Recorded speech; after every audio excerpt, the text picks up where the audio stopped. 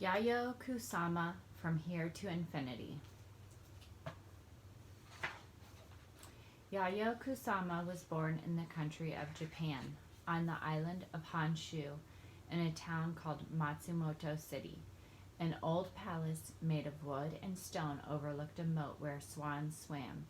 The streets were lined with little shops, and snow-capped mountains rose in the distance, swallowing up the sun as it went down in the evening. Yayo's family owned a nursery where all kinds of flowers and vegetables grew, and workers tended the plants as they matured from seeds to sprouts to stalks. But Yayo yearned for a different life, far from the countryside. She dreamed about what lay beyond the mountains, in places far from Matsumoto City. She longed to leave home and see the world. Yayo's mother wanted her to stay home and learn old-fashioned manners, how to dress elegantly, walk demurely, eat politely, and find a proper husband. But Yayo wanted to be an artist. Every day she went outside with ink and brushes and paper, and she drew things she saw and things she imagined. She looked closely at the pebbles that lined the riverbed and at the leaves and stalks of plants, and as she drew them as chains of tiny cells that looked like dots. When she was older and studying in art school, her teachers disapproved of her work, and they demanded that Yayo paint in the traditional, precise Japanese style. She wanted to go live where she could live without rules.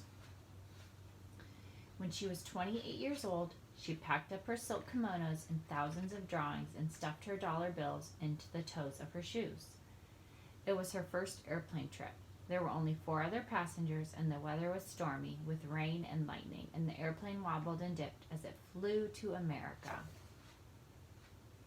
In New York, Yayo went to the top of the Empire State Building, the tallest building in a city full of tall buildings, and when she looked down, she saw buses and cars and yellow taxis zooming up and down the avenues, and bankers and teachers and artists rushing to work. From up on the 86th floor, they looked like dots.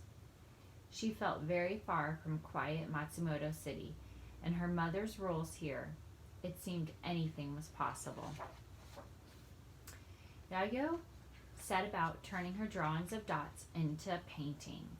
The dollar bills that she had brought to America quickly ran out, and she spent what little money she had left on paints and canvases.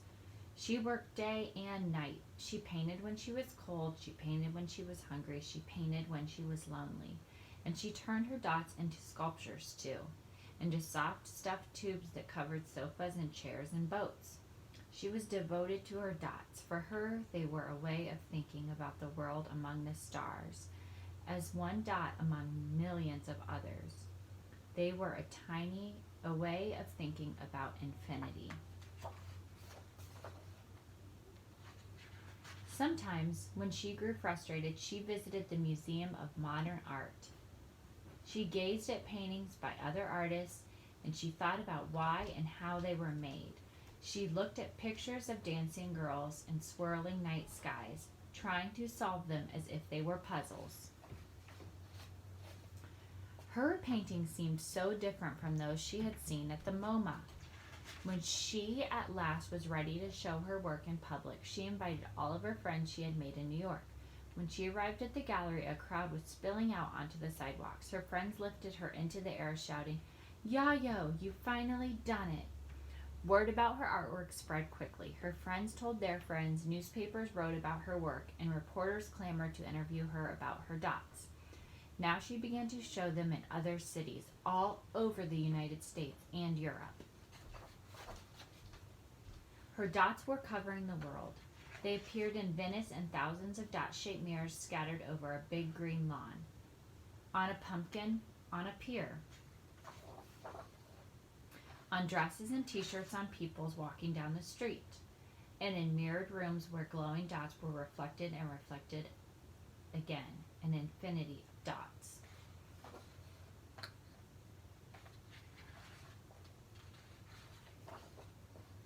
Having visited many countries all over the world, Yayo returned to Japan. The country had changed since she left. The many different artists challenging the old traditional style as Yayoi had been doing all along. She still lives in Japan and she continues to paint her dots every day. Artworks by Yayoi Kusama. Untitled 1952, Infinity Nets 1951, Flower 1953 and 1963, Number F 1959, Accumulation Number 1 1962.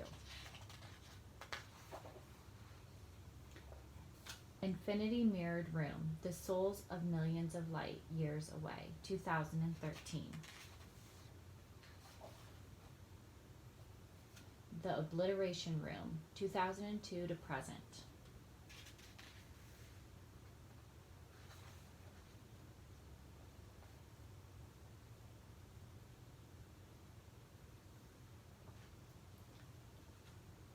The end.